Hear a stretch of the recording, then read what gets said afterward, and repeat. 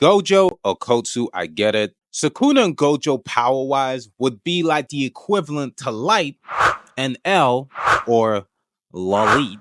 Okotsu would be near. Like, you cool and all. You solved a couple mysteries and you discovered who Kira was. The only difference is that the fans actually don't hate you, but I ain't gonna lie to you. We don't care. But yeah, Okotsu's dying.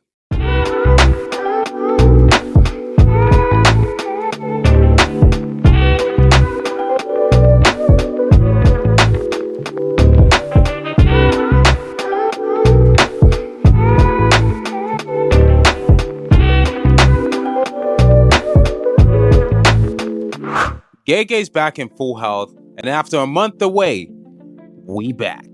Judging by the fade that is currently being ran, we can clearly establish that Gojo and Okotsu are not the same. The mental gymnastics that is going through Okotsu's mind right now trying to figure out Gojo's body is like the equivalent of Kevin Hart waking up in Shaq's body. If I got longer arms, longer legs, I probably have a longer... Bro decided to go through body lengthening surgery. Judging by the slugfest between Sukuna and Gojo, Okotsu's clearly having a hard time adjusting to his new extensive fit. Yeah.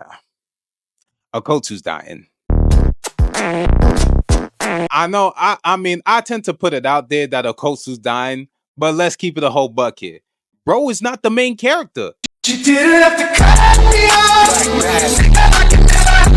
Gege got rid of his #1 fan favorite, arguably the hardest character to write in the series. Y'all think he's not gonna get rid of the #2 coming? Okotsu isn't the Riz God, but he is the Riz God. Beta. Oh my god. Okotsu can only use his copy techniques for about 5 minutes apiece. And well, 2 minutes have gone so far, now this dude got 3 minutes left to finish. That's what she said. Yeah, sorry, that was lame. Narratively, I don't think he'll actually get killed by Sukuna because that'll be a little too repetitive. He's probably gonna run out of time. Yuji is fated to fight and to kill off Sukuna. Through narrative and plot, that makes the most sense. And on top of that, Yuji is the main character. Despite the character interjection, I'm pretty sure this Gojo and Okotsu spin the block interception is definitely gonna be the last of many that we've seen fall. Especially because we're pretty much at the start, borderline going into the middle of July, and this manga is expected to wrap up by December. Gege's words, not mine. Gege, stop playing and put this man down, please.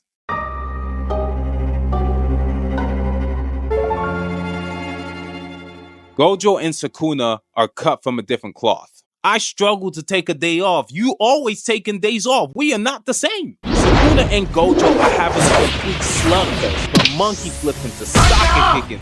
He even gave Sukuna a pimp slap. Like, Okotsu got those good hands. But let's not get it twisted here. Sukuna is pressing him back. Especially because from the outside, using Limitless, especially when it's by Gojo, I mean the Riz God himself, it seems effortless. But the thing is, when you actually using Limitless yourself, Okotsu's finally actually understanding that it requires a delicate person's touch. It's almost like trying to draw a straight line without a ruler. Okotsu was only able to test drive Gojo's body once during the soul swapping sequence. And we can clearly tell based on this exchange, you are not him. Clearly, Okotsu doesn't have it made like the Riz God because he is still shooting blanks. Which is also what she said. Sorry. And you can tell he's definitely not locked in because in the middle of that exchange, he still has time to think about how Gojo would glaze himself. But of course, Sukuna comes in with that reinforced borderline armament hockey and he looking at him like, nah, G, this ain't it. Sukuna's heavily plot-protected brawn definitely goes hand in hand with his brains. Not like that.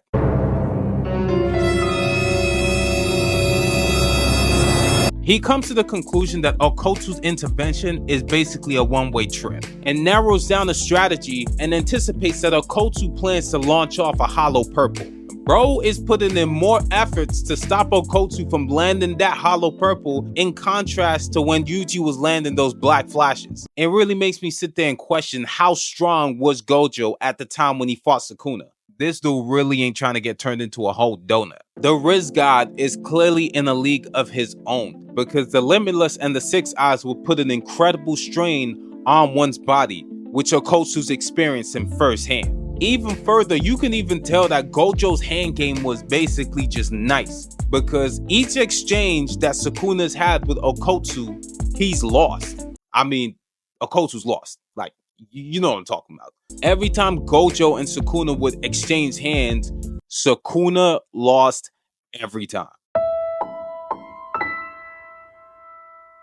Sukuna's downfall is inevitable. I mean, he is the antagonist, so narratively speaking, he has to go. But then again, Gege, with that thick-ass plot armor you've been giving that man, bro, this man is not dying anytime soon. The last hollow purple Sukuna caught literally had a nuclear explosion that would make Oppenheimer proud.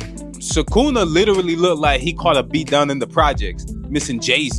Dude lost a whole hand, battle scratches, he even lost a foot. But now if he goes back in for round 2, he gonna lose more than his hand and his foot. Okotsu attempts to use an enchantment with his hollow purple, but that preemptive strike at 200% definitely giving him PTSD, because he ain't trying to let Okotsu do. He leaves no openings whatsoever. Like, Sukuna's smart. Like, I'm talking like a 4.0 GPA and has the poker face of the Joker. Now, whether that actually gives it away or not, my whole point is that you can't see him coming. Maybe not. But you know what I'm talking about. Like, the dude is nice. Dude can anticipate the future better than Katakuri's advanced observation haki, and this dude could actually see in the future. Sukuna's informed by Kenjaku about Okotsu's copy technique to the point where he understands when and when he can't use it. And as of right now, he can't use any of his other copy techniques. The only thing that he can do is Sukuna's brain hopping and Gojo's Limitless. But this is where he drops the ball. Okotsu launches a recorder using blue, but it actually has a recording of Inumaki's cursed speech, to the point where Sukuna realizes that it's not actually a copy move. And I mean, cursed speech basically works on an opponent based on how strong they are, but that's also relative to the damage that Inumaki takes in comparison to the person he's using it on. So basically, if the person's real strong, Inumaki's brain is going boom! Judging by the fact that it actually works on Sukuna, it puts into better perspective of how much damage he's actually taken. But then again, it makes you sit there and think, how much life does Sukuna actually have at this point? The paralysis gives Okotsu enough time to release the hollow purple to the extent where now Sukuna may very well die. It's definitely not going to kill him. In the event that it actually hits him, I think it'll damage him enough to the point where it allows Yuji to deliver the finishing blow, or the finishing blows. I think once this moment's over, I think Okotsu's definitely going to run out of time, and then Okotsu's basically done for the story at this point. But yeah, Yuji and Todo coming up next. Let me know your thoughts below. What did you think of the chapter? I mean, this wasn't a 263 chapter. This was more like a 262 part 2, if that makes sense. But so yeah, let me know your thoughts below. Like, comment, subscribe, and I'll holler at y'all later, man. Peace.